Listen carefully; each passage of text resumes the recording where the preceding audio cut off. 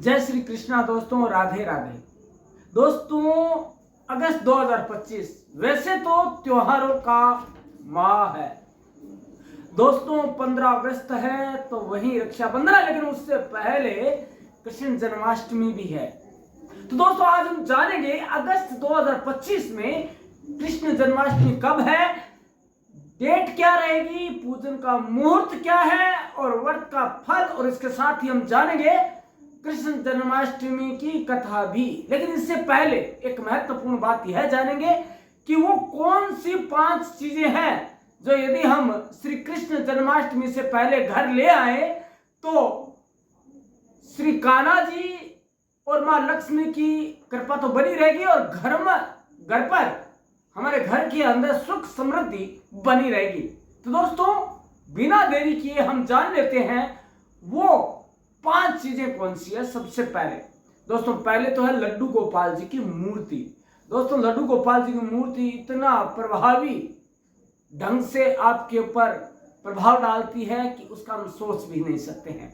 दोस्तों, अगर आपके घर में लड्डू गोपाल जी की मूर्ति नहीं है और आप लाकर उनकी सेवा करना चाहते हैं तो जन्माष्टमी का दिन सबसे अच्छा माना जाता है। इस दिन आप अपनी इच्छा के अनुसार लड्डू गोपाल जी की मूर्ति ले आए और आधी रात को स्नान भोग लगाने के साथ झूला अवश्य झुलाएं। उसके बाद क्या लाए? बांसुरी। भगवान श्री कृष्ण को बांसुरी अति प्रिय है। श्री कृष्ण हमेशा इसे अपने पास रखते हैं। ऐसे में आप जन्माष्टमी के दिन या उससे पहले बांसुरी घर ला सकते हैं। इसे घर में रखने से वास्तु दोष दूर हो जाता है। इसके साथ ही मंदिर या किसी दीवार में बांसुरी टांगने से सुख समृद्धि और संपन्नता आती है और घर में शांति बनी रहती है। इसके साथ ही बिजनेस और कैरियर में अपार सफलता के साथ खूब मुनाफा होता है। इसके साथ ही बांसुरी को आपके बेडरूम में रखने से दाम्पत्य जीवन में खुशियां बनी रहती है। दोस्तों, इसके साथ ही अगला है मोर पंख। दोस्तों, मोर पंख सबसे ज्यादा प्रिय है। यदि बांसुरी के बाद भगवान श्री कृष्ण को कोई भी चीज दूसरी पसंद है वो है मोर पंख। दोस्तों, श्री कृष्ण अपने मुकुट में मोर पंख लगाए रहते हैं। इससे राधा के प्रेम का प्रतीक माना जाता है। इसे जन्माष्टमी के दिन घर लाने से घर में बरकत बनी रहती है, कभी भी धन की कमी नहीं होती है। इसके साथ ही जीवन में खुशियां अटखेलियां करती रहती है। गाय और बछड़े की मूर्ति। दोस्तों, जन्माष्टमी के दिन गाय और बछड़े की मूर्ति घर लाना शुभ माना जाता है। इस गाय को कामधेनु का प्रतीक माना जाता है, जो समुद्र मंथन के दौरान निकले 14 रत्नों में से एक मानी जाती है। इसे घर में रखने से संतान सुख की प्राप्ति होती है, मानसिक शारीरिक तनाव से मुक्ति भी मिलती है। इसके साथ ही सुख समृद्धि, धन सौभाग्य और संपन्नता की भी प्राप्ति होती रहती है। अब बात आती है भगवान का भोग जो हमें लेकर आना है घर पर, वो है माखन मिश्री। दोस्तों, आप सभी को पता है कि कान्हा को माखन चोर भी कहते हैं। इससे जुड़ी कई प्रथाएं भी और कई कथाएं भी प्रचलित है। भगवान श्री कृष्ण को माखन मिश्री अति प्रिय है। भगवान श्री कृष्ण को इसे चढ़ाने से जीवन में खुशियां ही खुशियां आती है। इसे जीवन में प्रेम घोलने का प्रतीक भी माना जाता है। दोस्तों, अब हम जानेंगे 2025 में कब जन्माष्टमी है, व्रत का शुभ मुहूर्त क्या है, व्रत की विधि क्या है और व्रत का फल क्या है, उसके साथ कथा क्या है। दोस्तों, जन्माष्टमी का पर्व पूरे भारत में बड़े उत्साह और धूमधाम के साथ मनाया जाता है। दोस्तों, इस दिन साधक जो साधना करते हैं व्रत रखते हैं और कान्हा जी के जन्म अनुष्ठान के बाद ही अपने व्रत का पारण करते हैं। तो चलिए जानते हैं इस साल जन्माष्टमी कब मनाई जाएगी और इससे संबंधित सारी बातें जो हमें जाननी है, जैसे कि मुहूर्त क्या है, इसके पूजा का फल क्या है और पूजा की विधि क्या है। दोस्तों, वैदिक पंचांग के अनुसार भाद्रपद में आने वाली कृष्ण पक्ष की अष्टमी तिथि पर जन्माष्टमी का पर्व मनाया जाता है, क्योंकि धार्मिक मान्यताओं के अनुसार इसी तिथि पर भगवान श्री कृष्ण का जन्म हुआ था। इस दिन विशेष रूप से भगवान श्री कृष्ण के बाल स्वरूप यानी लड्डू गोपाल जी की पूजा अर्चना की जाती है। श्री कृष्ण जन्माष्टमी पर शुभ मुहूर्त क्या है वो जानना जरूरी है। दोस्तों पहले तो जन्माष्टमी तिथि कब शुरू होगी। अष्टमी तिथि की शुरुआत अगस्त 15, 2025 को रात को 11:49 पर होगी। अष्टमी तिथि का समापन अगस्त 16, 2025 को रात्रि 9:34 पर होगा। इसलिए जन्माष्टमी का व्रत 16 अगस्त 2025 शनिवार को रखा जाएगा। इस दिन निशिता पूजा का समय रात 12:04 से लेकर 12:47 तक रहेगा। श्री कृष्ण जन्माष्टमी व्रत का पारण है वो 17 अगस्त को सुबह 5:51 पर कर सकते हैं आप। अब यह जानने के बाद यह जानना जरूरी है कि जरूरी काम क्या करें हम इस दिन। दोस्तों जन्माष्टमी के दिन शुभ मुहूर्त में भगवान श्री कृष्ण का शंख से अभिषेक करने का विधान है। ऐसे में इस दिन घर में शंख में पंचामृत मतलब घी, दूध, दही, शक्कर और शहद लेकर श्री कृष्ण जी का अभिषेक जरूर करके करें। इससे आपको शुभ फलों की प्राप्ति होती है। जन्माष्टमी व्रत की पूजा विधि क्या है वो आपको बता दें। जन्माष्टमी के दिन अष्टमी के व्रत से पूजा और नवमी के पारणा से व्रत की समाप्ति होती है। श्री कृष्ण जन्माष्टमी का व्रत करने वाले भक्त को वर्ष से एक दिन पूर्व अर्थात सप्तमी तिथि पर हल्का और सात्विक भोजन करना चाहिए। रात्रि को ब्रह्मचर्य का पालन करना चाहिए। साथ ही मन और इंद्रियों को अपने वश में या नियंत्रण में रखना होगा। जन्माष्टमी व्रत वाले दिन प्रातःकाल स्नानादि कार्यों से निवृत्त होकर समस्त देवी देवताओं को नमस्कार करने के बाद पूर्व या उत्तर दिशा की तरफ मुख करके बैठ जाना चाहिए।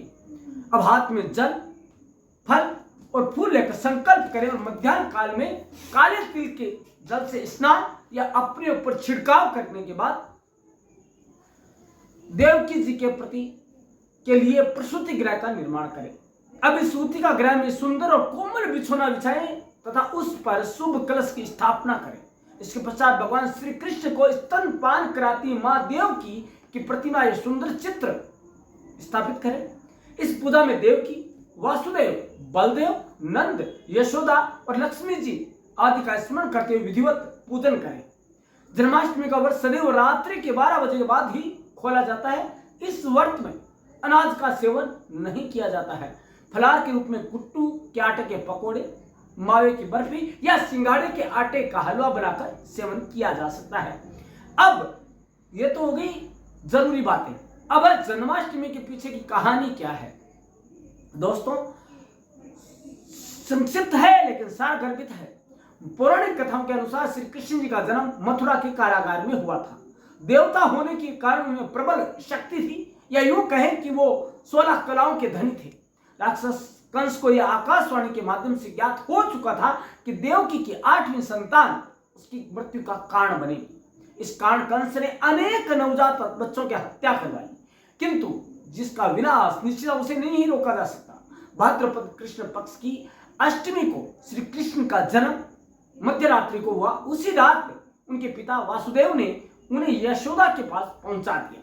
श्री कृष्ण का लालन पालन माता यशोदा ने किया, जबकि उनके जन्मदात्री माता देवकी थी। भक्तों की रक्षा के लिए भगवान विष्णु ने कृष्ण का अवतार लिया। जगत की रीत है, जब कोई ऐतिहासिक कार्य होता है तो वे प्रतिवर्ष उसे महोत्सव के रूप में मनाने लगते हैं। अब बात आती है कृष्ण जन्माष्टमी का नैतिक उद्देश्य क्या है, सीख क्या है।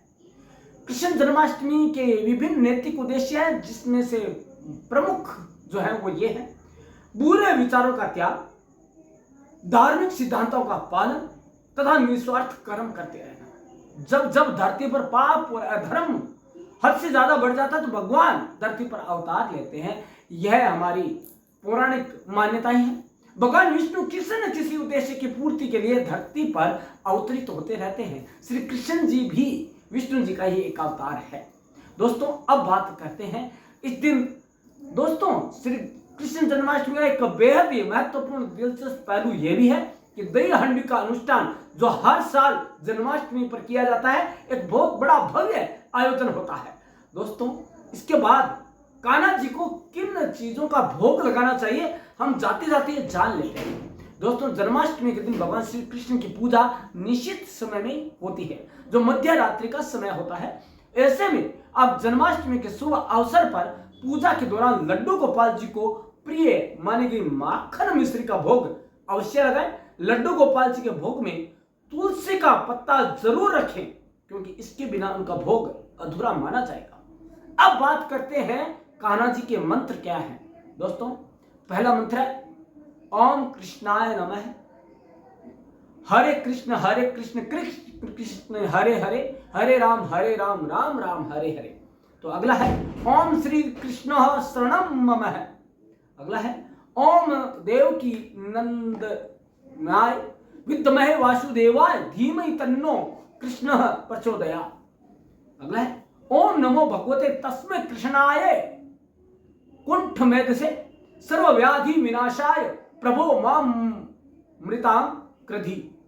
और दोस्तों, इस तरह से यदि हम भगवान श्री कृष्ण की पूजा आराधना करेंगे तो हमें निश्चित रूप से, यदि हम निस्वार्थ भाव से करेंगे, कर्म करेंगे, मतलब भगवान की पूजा करेंगे या जन्माष्टमी का त्योहार धूमधाम से मनाएंगे, तो हमें निश्चित रूप से हमें हमारी सिद्धियों की प्राप्ति अवश्य होगी, या जो हमने सोच रखा है हमें सफलता तो हासिल होगी। हमें कर्म तो करना है, लेकिन सफलता अपने आप मिलती चली जाएगी यदि हमने साफ मन से, सच्चे मन से हमने जन्माष्टमी का त्योहार मनाया। धन्यवाद दोस्तों।